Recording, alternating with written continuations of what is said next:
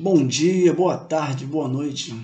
Me chamo Gilberto Rufino e sou um dos membros do canal Você é o Cidadão com Direitos e Deveres, que fica lá no YouTube. Hoje eu vim aqui fazer um resumo de todos os episódios que lá gravamos.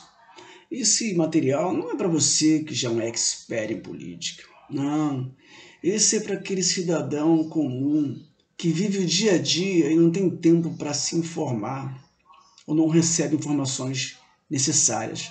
Então a gente chama esse trabalho de o ABC da política, para não mais se deixar enganar, porque política está em tudo, e é disso que iremos falar.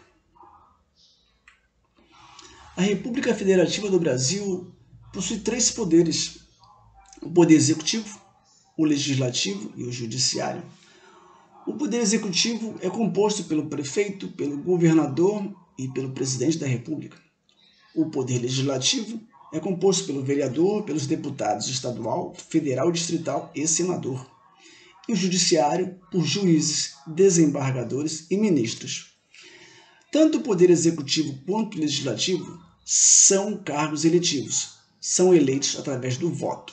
O judiciário não. O poder judiciário ele é composto por concursados, indivíduos que fizeram concurso público e ingressaram no Poder Judiciário. Então, Executivo e Legislativo são eleitos pelo voto, e Judiciário são concursados, são servidores públicos, funcionários públicos. Só que há uma diferença entre os votos. Para o Executivo, prefeito, governador, presidente, o voto é majoritário. Vou dar um pequeno exemplo. Vamos pegar uma prefeitura. Há 5 candidatos concorrendo a essa prefeitura.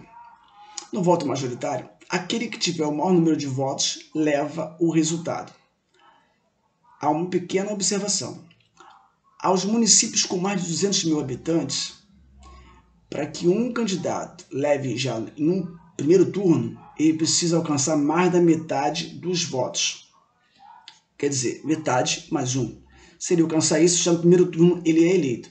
Mas se ele não conseguir mais da metade dos votos, ou metade mais um, aí há um segundo turno. Mas isso só acontece para os municípios com mais de 200 mil habitantes. E entre os 5.570 municípios que há no Brasil, apenas 154 correspondem a esse número. 5.416 municípios do Brasil, eles são eleitos já em primeiro turno, porque tem menos de 200 mil habitantes. Então, esse é o momento do primeiro e do segundo turno. Só segundo turno se o candidato está num município que mais de 200 mil habitantes e não alcançou mais da metade dos votos. Se alcançou mais da metade, ele vence em primeiro turno. Outra coisa que precisamos falar. No voto proporcional, que é destinado a vereadores, deputado estadual, federal e distrital, há 3 momentos. E o Tribunal Superior Eleitoral ele apresenta da seguinte forma: o quociente eleitoral, o quociente partidário e, quando há necessidade, o da sobra eleitoral. O quociente eleitoral é a soma dos votos válidos naquele pleito dividido pelo número de cadeiras. Vamos voltar ao município. Vamos dizer que o seu município tenha 29 cadeiras nas câmaras dos vereadores. Então, o Tribunal Superior Eleitoral pega a quantidade de votos válidos naquela eleição e divide pelo número de cadeiras, nas câmaras de vereadores e acha aí o quociente eleitoral. Aí parte para o segundo momento, que é o quociente partidário. Ele pega o número de votos do partido, e divide pelo quociente eleitoral. Se usando esses dois momentos, o quociente eleitoral e o partidário, as 29 cadeiras não forem preenchidas, aí ele parte para um terceiro momento, que é a sobra eleitoral. Ele pega o número de votos do partido, divide pelas cadeiras conquistadas nesse pleito pelo partido, somando mais um. E aí ele vai achar a sobra eleitoral. O judiciário, como eu já disse, são concursados. Nós iremos falar um capítulo mais à frente. Vamos entender um pouquinho melhor esse voto proporcional. De cara, temos que deixar uma observação. O voto proporcional. O voto para as câmaras baixas, Câmara dos Vereadores, Câmara dos Deputados Estadual, Federal e Distrital, ele é destinado aos partidos políticos. Ele não é destinado a pessoas, a candidatos, e sim a partidos políticos. O Tribunal Superior Eleitoral, depois de todo esse processo, vai encaminhar, destinar as respectivas cadeiras a essas casas aos partidos políticos. Esse é o primeiro ponto que temos que tocar. Eu vou usar o exemplo da Câmara Federal, né? E vou trabalhar com o maior colégio eleitoral que há no Brasil, que é o de São Paulo. Na Câmara Federal, que há 513 cadeiras, 70 são destinadas ao estado de São Paulo, 53 ao estado de Minas Gerais, 46 ao estado do Rio de Janeiro, 39 ao estado da Bahia e 31 ao Rio Grande do Sul. Esses são os 5 maiores colégios eleitorais do Brasil. Então, como funciona esse quociente eleitoral? A eleição é encerrada, o Tribunal Superior Eleitoral faz o levantamento dos votos válidos.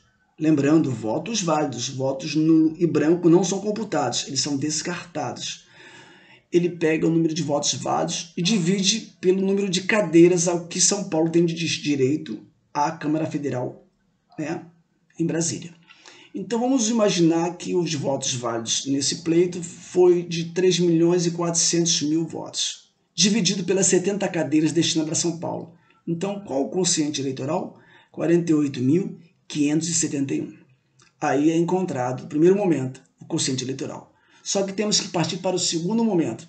E aí nós lembramos de 5 partidos. O partido A, o partido B, o partido C, o partido D e o partido E. Sendo que o partido A e B estão juntos, estão coligados. Então o que o Tribunal Superior Eleitoral faz?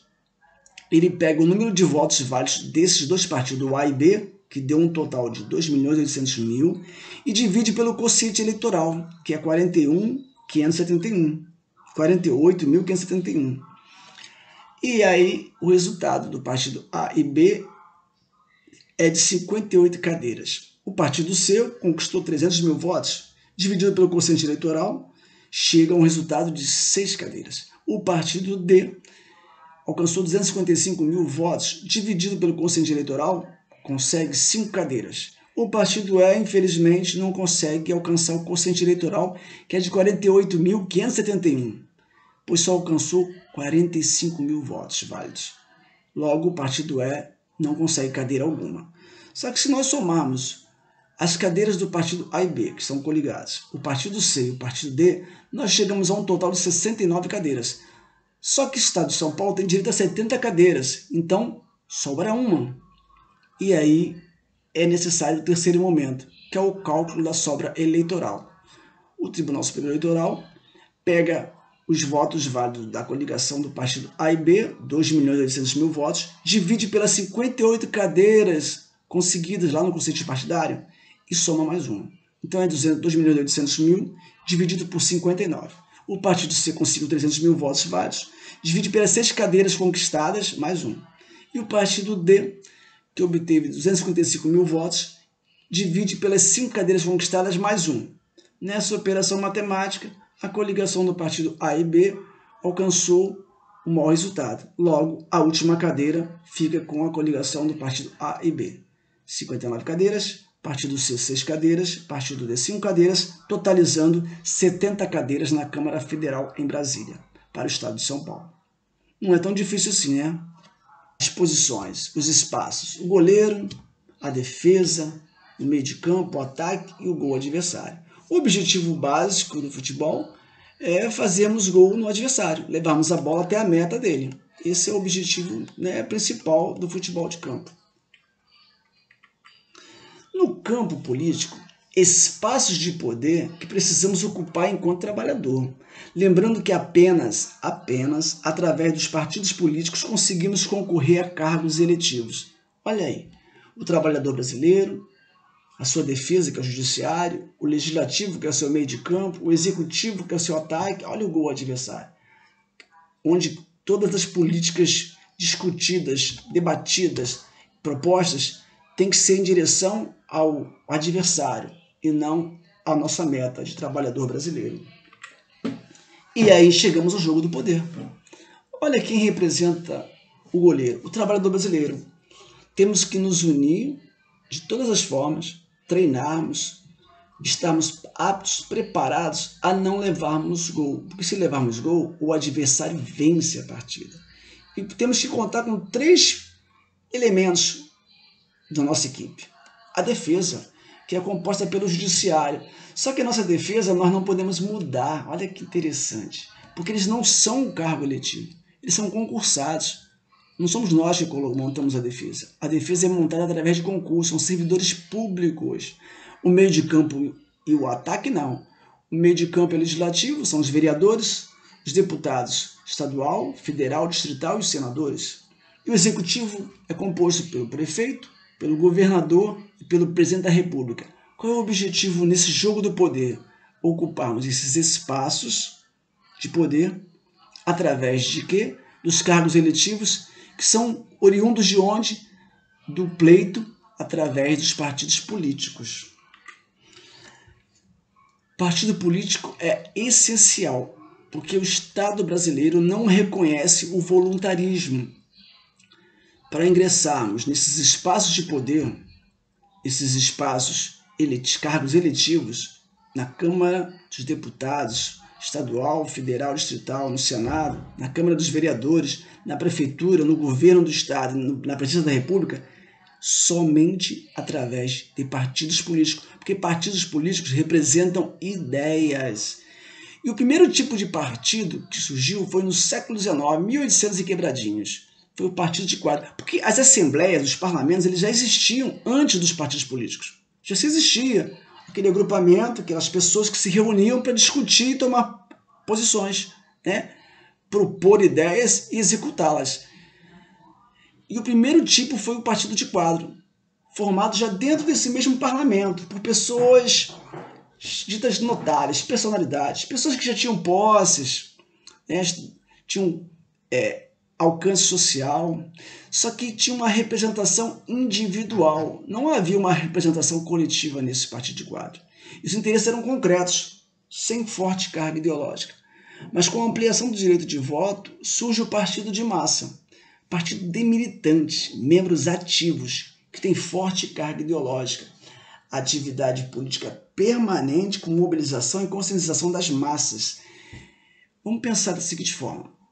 Vamos imaginar que nós temos um indivíduo lá, uma representação individual no partido de quadro, que é um produtor rural, um grande produtor do agronegócio.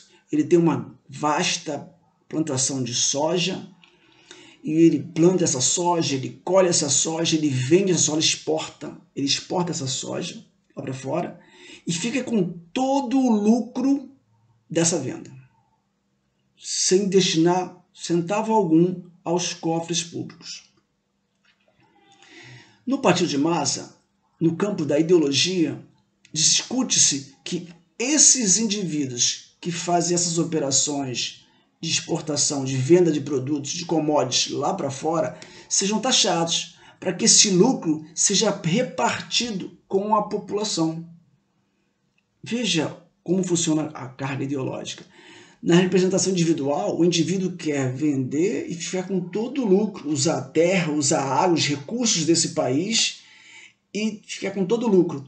No campo ideológico de massa, os componentes desse partido, eles querem que esse lucro dessa venda, uma parte dessa riqueza, seja destinada aos cofres públicos. Por isso a gente pode perceber de cara a diferença básica entre um partido e outro. Eu faço uma pergunta. Será mera coincidência que o que nós conhecemos hoje como centrão seja bem parecido com essa representação individual? Não vou dizer que desnotáveis, porque desnotáveis eles não têm nada. Mas uma representação individual, eles só legislam em causa própria. Diferente dos partidos de massa que querem retorno, né, ao Estado. É para a gente pensar. Muita gente pode olhar esse quadro e falar, nossa, olha o tamanho do nosso problema, como ele é grande. Eu olho de outra forma. Olha o tamanho da nossa solução. Olha quanta riqueza, terras, águas, minérios. Olha quanta diversidade. é para pensar. Bom, eu tentei fazer um resumo aqui breve dos primeiros episódios lá do canal Você é o Cidadão no YouTube e em breve voltarei com um novo resumo. Saúde, sabedoria a todos, vamos estudar, vamos pensar nesse beabá da política. Vamos entrar no jogo do poder. Até mais.